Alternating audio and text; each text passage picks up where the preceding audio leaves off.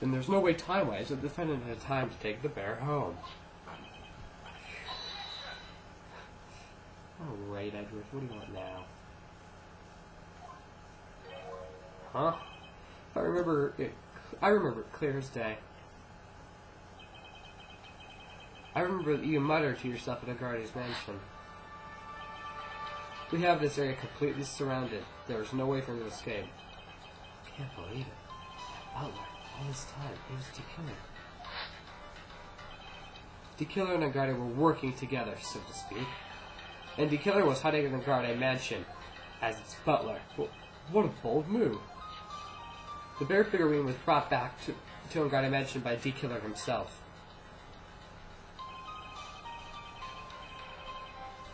When it looked like he was about to be arrested, Agardy had him do so. I assume because it would have been bad if the police had found it during their investigation.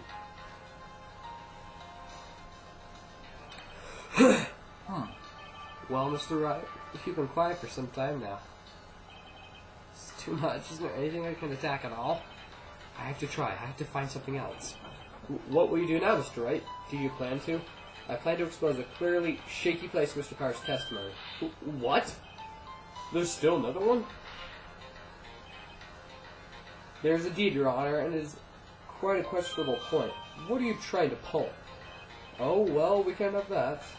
Alright, Mr. Wright, the questionable part should we explore further. The person who received the bear. There was one thing in Mr. Parr's testimony that was very unclear, and it was the identity of the person who received the bear. He gave something to the person inside the room. I'm sorry, but I only saw the person's arm. As long as we don't know who it was that took the bear, we can't be sure of... Ah! Huh? Huh? What is it, Mr. Bowers? If you're going to scream like that, then at least give us a good reason why. Oh yeah, sorry. Actually, so, I remembered. I remembered who took the bear. What? Really? I mean, I only saw his arm, but, the arm. It was the Nicholas Samurai's arm, I swear it. You've gotta be kidding! Are you sure of that, Mr. Powers? Yeah, I'm sure it was the Nicholas Samurai.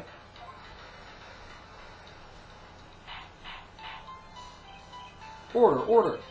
It looks like we've dug your own grave, yet again. How many times is that today? I've lost count. So the person who took in this bear was the Nicholas Samurai. And as we all know, Madame Guard is the Nicholas Samurai. Thanks to the defense, we made all the clear. Oh, great.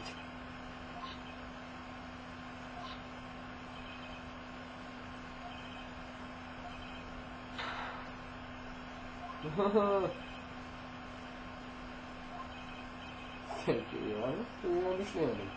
See, Mr. Wright, you could not win against the truth, could you?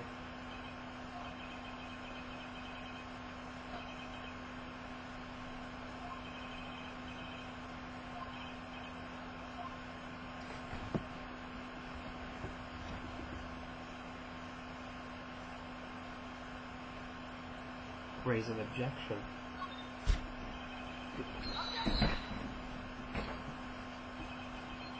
There's only one way for me to drag this trial out. If I can press the A button. The only way to time is one dirty trick. Your Honor, right now we have these two reasons to believe my client is a client of the assassin. Reason number one, he accepted the bear figurine from the assassin. Reason number two, that very same figurine is found in a Agardy mansion. However, it's possible that this is all the work of a certain other person. What are you saying? What I am saying is, it's possible a different person is D-Killer's real client.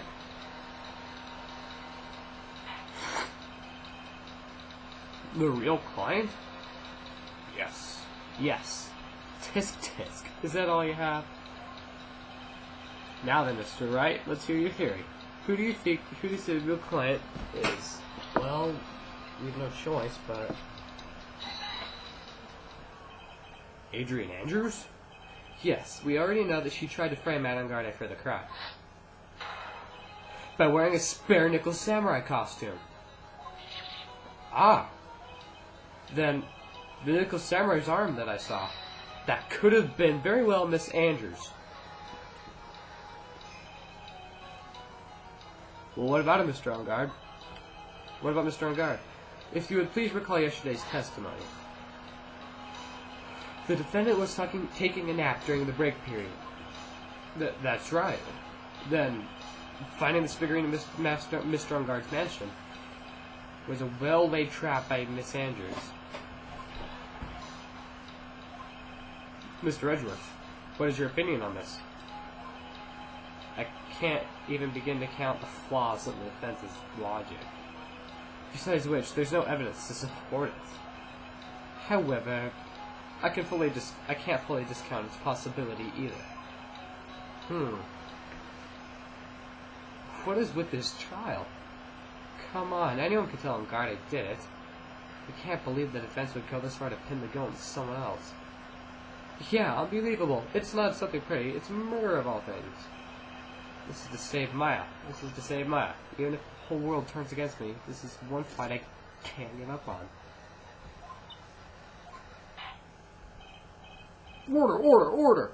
All disruptive parties will be forced to leave the courtroom. Your Honor. For the benefit of the defense, I'm willing to play along with his what game? What if game? His what-if game, Mr. Edgeworth? The prosecution is prepared to challenge the defense's theory.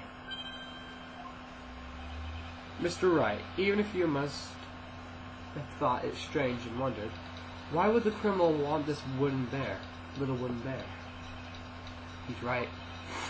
The killer did specially bring the bear to Engard right away. Why do you ask? Is there something special about it? Absolutely. And I'm sure that once the court knows its significance, the true killer's identity will become crystal clear. Never mind. Your Honor, the prosecution calls upon a witness who will clear all doubts against Miss Andrews. And who would that be?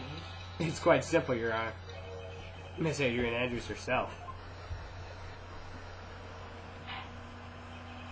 I see. Now then, the court will take a short 10-minute recess. Door, please. Prosecution will prepare the witness in that time. Yes, Your Honor.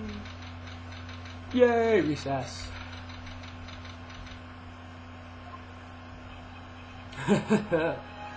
Oh, I knew it was a good idea to hold her hostage. Don't you agree, Mr. Lawyer? But I never thought in your desperation you would try to pin the guilt onto Adrian. Swore this demon will pay. Mr. Nick! But Pearls, where's Mia? I don't know. A really strong power suddenly called her away. A really strong power?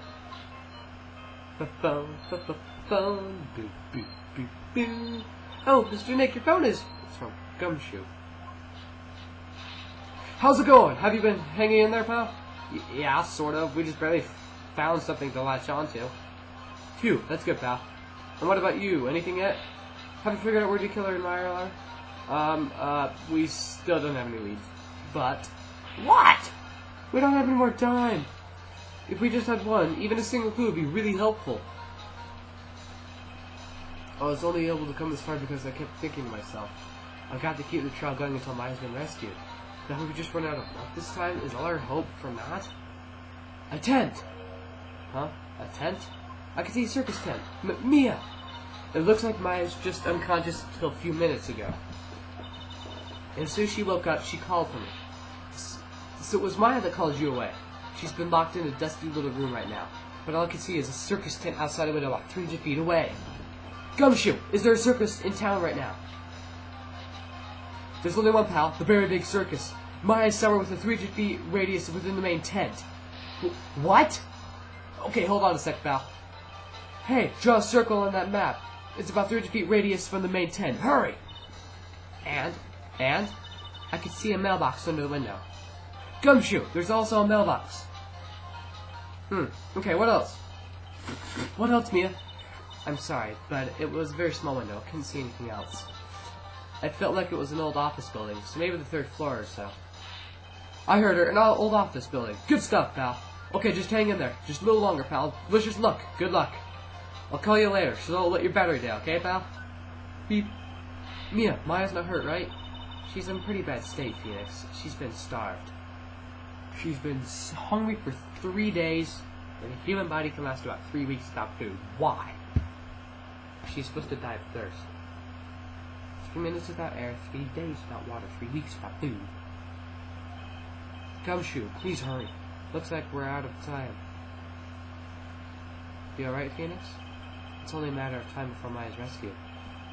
I can do this. I just have to make the trial last no longer.